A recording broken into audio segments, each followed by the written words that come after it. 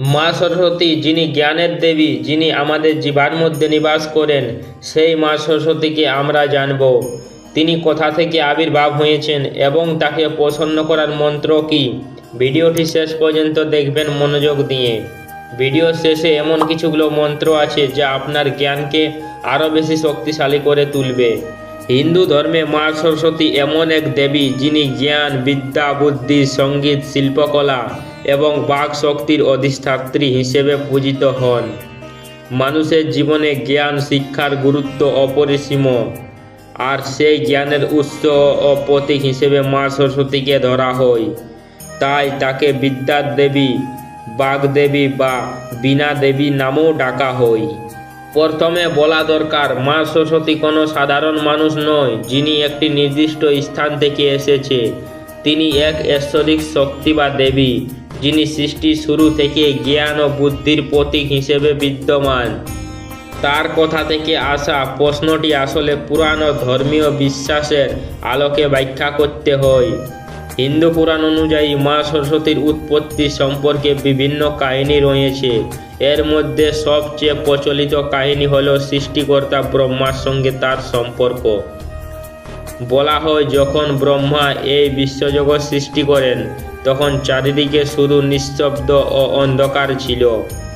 সৃষ্টি থাকলেও সেখানে কোনো শব্দ, ভাষা বা জ্ঞানের প্রকাশ ছিল না। তখন ব্রহ্মা অনুভব করেন, এই যে সৃষ্টিকে সম্পূর্ণ করতে হলে প্রয়োজন জ্ঞান, সঙ্গীত এবং ভাষার দরকার। এই প্রয়োজন থেকে ব্রহ্মার মুখ বা মন থেকে এক অপূর্ব সুন্দরী দেবী আবির্ভাব ঘটে। তিনি হলেন মা সরস্বতী। তার হাতে ছিল বীণা, যা সঙ্গীতের প্রতীক। তার সঙ্গে ছিল বই বা বেদ, যা জ্ঞানের প্রতীক, এবং তিনি সাদা বস্ত্র পরিধান করতেন, যা পবিত্রতার প্রতীক। তার আবির্ভাবের সঙ্গে সঙ্গে পৃথিবীর শব্দ, সুর, ভাষা এবং জ্ঞানের প্রবাহ শুরু হয়। এই কারণেই তাকে জ্ঞানের দেবী হিসেবে মানা হয়। আরেকটি গুরুত্বপূর্ণ দৃষ্টিভঙ্গি হল সরস্বতী মূলত একটি প্রচলিত নদীর নাম। প্রাচীন ভারতের ইতিহাসে সরস্বতী নদী ছিল একটি অত্যন্ত গুরুত্বপূর্ণ পবিত্র নদী। অনেক গবেষণা করে এই নদীর গুরুত্ব থেকে ধীরে ধীরে সরস্বতীর নামটি একটি দেবীর রূপ নেয়। কারণ নদী যেমন জীবনদায়ী, তেমনি জ্ঞানও মানুষের জীবনে প্রবাহ সৃষ্টি করে এবং তাকে সমৃদ্ধ করে। ঋগ্বেদে সরস্বতী প্রথমে উল্লেখ পাওয়া যায়। সেখানে তাকে একটি শক্তিশালী ও পবিত্র নদী হিসেবে বর্ণনা করা হয়েছে, যিনি মানুষের জীবনধারা সমৃদ্ধ করেন। কিন্তু সময়ের সঙ্গে সঙ্গে তার রূপ পরিবর্তন হয়ে তিনি জ্ঞান ও বিদ্যার দেবী হিসেবে প্রতিষ্ঠিত হন। এই পরিবর্তনটি দেখায় কিভাবে প্রাকৃতিক শক্তি থেকে দেবত্বের ধারণা গড়ে উঠেছে। মা সরস্বতীর প্রতীকগুলোর মধ্যেও গভীর অর্থ লুকিয়ে আছে। তার সাদা পোশাক পবিত্রতা ও শক্তির প্রতীক। তার বাহন রাজহাঁস, যা ভালো মন্দের মধ্যে পার্থক্য করার ক্ষমতা বোঝায়, অর্থাৎ যিনি আমাদের শেখান কিভাবে সঠিক ও ভুলের মধ্যে বিচার করতে হয়। তার হাতে বীণা, সঙ্গীত ও শিল্পকলার প্রতীক, যা আমাদের সৃজনশীলতার দিকটি প্রকাশ করেন। তিনি সাধারণ একটি পদ্মফুলের ওপর বসে থাকেন, যা জ্ঞান ও আধ্যাত্মিক উন্নতির প্রতীক। এই সব প্রতীক আমাদের জীবনে একটি বার্তা দেয়।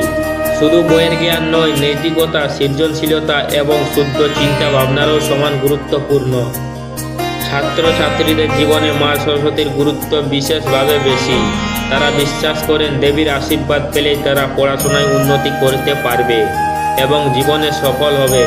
তাই সরস্বতী পূজার দিনে তারা বই খাতা দেবীর চরণে অর্পণ করে এবং আশীর্বাদ প্রার্থনা করে। শুধু শিক্ষার্থীই নয়, শিল্পী, সঙ্গীতশিল্পী, কবি, লেখকরাও মা সরস্বতীর আরাধনা করেন, কারণ তারা মনে করেন তাদের সৃজনশীল শক্তি উৎস এই দেবী। তার কৃপা ছাড়া সত্যিকারের শিল্প বা জ্ঞান অর্জন সম্ভব নয়। আজকের আধুনিক যুগে যখন প্রযুক্তি আমাদের জীবনে একটি বড় অংশ দখল করে নিয়েছে, তখনও মা সরস্বতীর গুরুত্ব কমেনি, বরং আরও বেড়েছে। কারণ এই যুগে সঠিক জ্ঞান অর্জন এবং সেই জ্ঞানকে সঠিকভাবে ব্যবহার করা খুবই গুরুত্বপূর্ণ।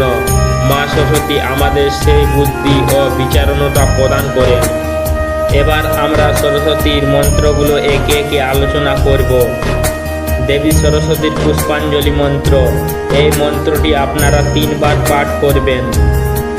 ওম ভদ্রকালে নমো নিত্যং সরস্বতীयै নমো নমো বেদ বেদাঙ্গ বেদান্ত বিদ্য স্থনেভ্য এবচ এস চ চন্দন বিলব্য পত্র পুষ্পাঞ্জলি ওম ইয়ে শ্রী সরস্বতীयै নমঃ।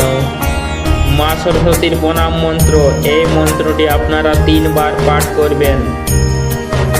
ওং জয় জয় দেবী চরাচর সারে উচ্চ যুগ শোভিত মুক্তাহারে বীণা রঞ্জিত পুস্তক হস্তে ভগবতী ভারতী দেবী নমস্তুতে। ওং সরস্বতী মহাভাগে বিদ্যা কমলোচনে বিশ্বরূপে বিশালক্ষী বিদ্যা দেহি নমস্তুতে। ভিডিওটিতে আপনাদের যদি কিছু শিক্ষা হয়ে থাকে তাহলে চ্যানেলটি অবশ্যই সাবস্ক্রাইব করে রাখবেন। ধন্যবাদ, দেখা হবে পরের ভিডিওটিতে।